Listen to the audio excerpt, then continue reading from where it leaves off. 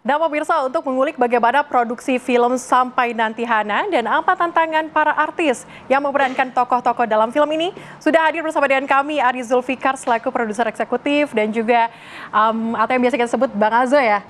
Bang Azo dan juga Mbak Anjani yang juga merupakan salah satu tokoh cast dari film tersebut. Selamat sore. Selamat sore, Mbak. Tampaknya ini kita udah lihat filmnya sudah tayang begitu ya di bioskop. Betul. Tapi yang menarik adalah Bang Azo, saya mau tanya sama Anda, kenapa, apa yang genre yang Anda pilih dalam film kali ini? Ya sebenarnya genre yang kita pilih ini adalah drama romance ya, yang bergenre coming of age. Di mana karakter-karakter yang ada di film ini memang proses pendewasaan yang ada di karakter-karakter film ini. Dan saya pikir ini oase ya di antara maraknya film-film horor gitu ya. Kemudian kita menampilkan drama romansa yang berlatar belakang anak kampus ya, dengan segala macam konfliknya, di mana juga ada aktivis pada saat itu. Dan tidak saya pikir biasanya itu kan coming of age itu lebih kepada anak SMP, SMA ya, kita lihat beberapa. Nah yang berlatar belakang anak kuliah ini saya pikir jarang sekali. Padahal itu masa yang sangat kritikal ya. Pada saat anak kuliah sedang dia mau meniti karir dan dia harus menentukan pilihan ke depan dengan pasangan hidupnya dan lain sebagainya. Betul. Mas Azu sendiri kenapa memilih genre tersebut? Pertama tadi ya, ini oase di antara maraknya film-film horor yang ada pada saat ini, dan kemudian genre coming of age ini sangat penting kita angkat agar menjadi pembelajaran bagi anak muda, ya kan? Nah itu yang kita angkat di dalam film ini. Oke, kalau misalnya kita berbicara soal film yang tayang saat ini kan film pertama yang ditampilkan oleh Azo Project. Apa kemudian yang menjadi tantangan dalam produksi film dan sampai tayang sampai saat ini? Ya alhamdulillah saya Azo Project itu bekerja sama juga dengan Piklok, ya, Piklok Film dan kemudian Fortius dan City Vision.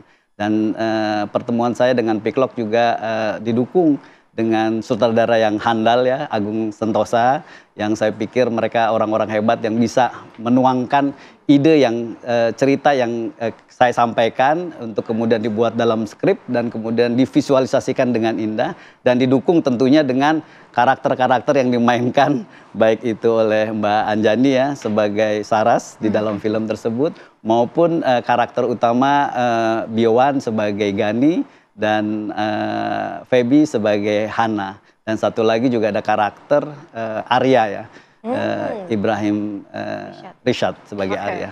Oke, dari Mas Azudi ke Mbak Anjani, Mbak apa sih tantangannya saat memerankan Saras di film ini? Kebetulan Saras ini kan karakternya perempuan-perempuan yang zaman sekarang kita bilang cewek-cewek pick me ya, atau cewek-cewek cegil gitu kan.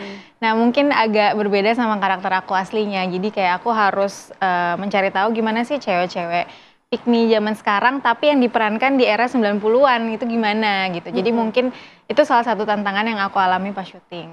Tapi ada ritual khusus nggak yang dilakukan sama Mbak Anjani? Mungkin bertemu dengan aktor-aktor artis khusus ataupun mempelajari karakternya atau mendalami karakternya, apalagi kalau misalnya tadi disampaikan ini tahun 90-an begitu berbeda sekali dengan generasi kita begitu ya Mbak ya? Yeah. Ini gimana Mbak? Kebetulan nggak ada sih, cuma aku lebih banyak discuss sama Mas Agung sutradaranya, lebih banyak bertukar pikiran aja gimana sih meranin karakternya seperti apa gitu.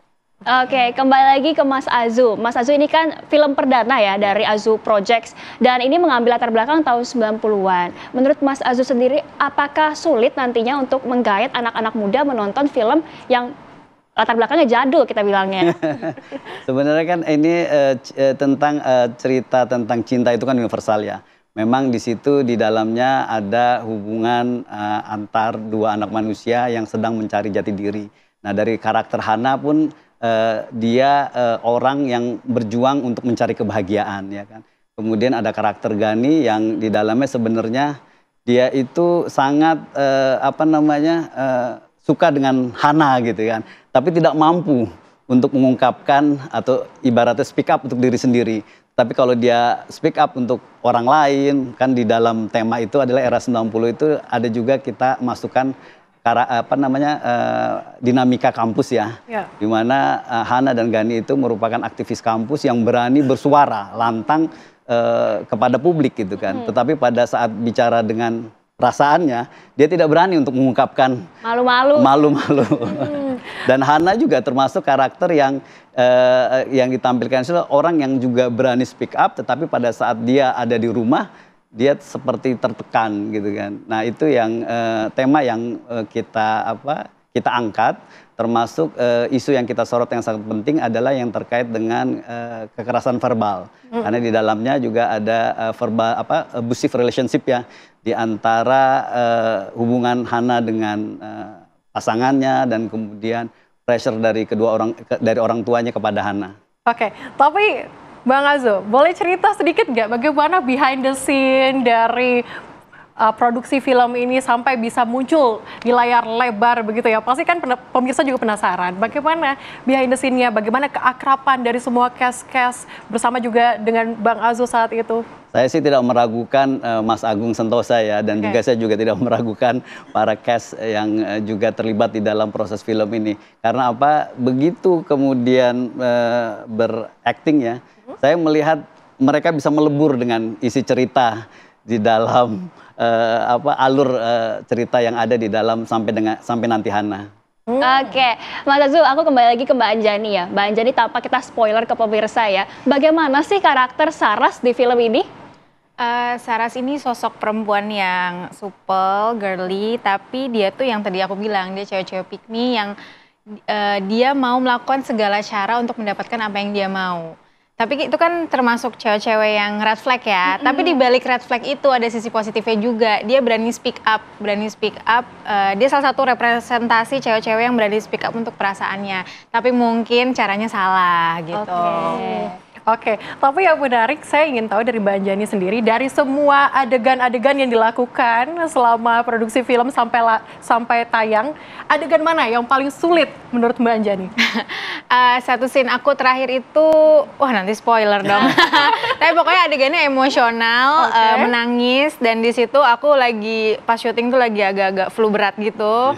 Jadi kayak lumayan agak berat dan cukup intens adegannya yang membuat aku kayak lumayan draining juga karena memang adegannya juga sangat emosional gitu. Tapi karena ada Mas Agung yang membantu, jadi kita semua tetap happy sih ngejalaninnya. Berhasil melewati tantangan itu pastinya ya. Oke, kembali lagi ke Mas Azu. Mas, apa sih tantangannya membuat film ini agar banyak ditonton oleh pemirsa? Targetnya berapa, Mas, penontonnya? Kalau target sih sebanyak-banyaknya. Saya pikir ini sangat relatable ya dengan anak muda zaman sekarang. Karena tadi di dalam cerita ini juga karakter-karakter yang ada itu mencoba untuk mencari proses pendewasaan diri ya. Jadi untuk mencari kebahagiaan ya kan. Dan perjuangan yang dilakukan oleh Hana juga di dalam menemukan kebahagiaan itu yang saya pikir patut untuk ditonton oleh para pemirsa. Patut sekali untuk ditonton para pemirsa, kita nanti akan saksikan juga ya. Betul sekali. Langsung di bioskop terdekat, ini di samping. Iya, bisa ya, abis ini langsung kita. Bisa langsung kita choose untuk nonton sampai nanti Hana, dan terima kasih untuk Bang Azo dan juga Mbak Anjani. Semoga sukses selalu dan nantinya Azo Project bisa melahirkan film-film bermutu lainnya. Insya Allah, harus. Pesan seperti film sampai nanti betul. Hana. Terima kasih. Dan terima kasih Subhan, terima kasih Mas. Terima kasih. Oke pemirsa, usai jeda kami akan kembali dengan informasi menarik lainnya. Tetaplah di Apa Kabar Indonesia Akhir Pekan.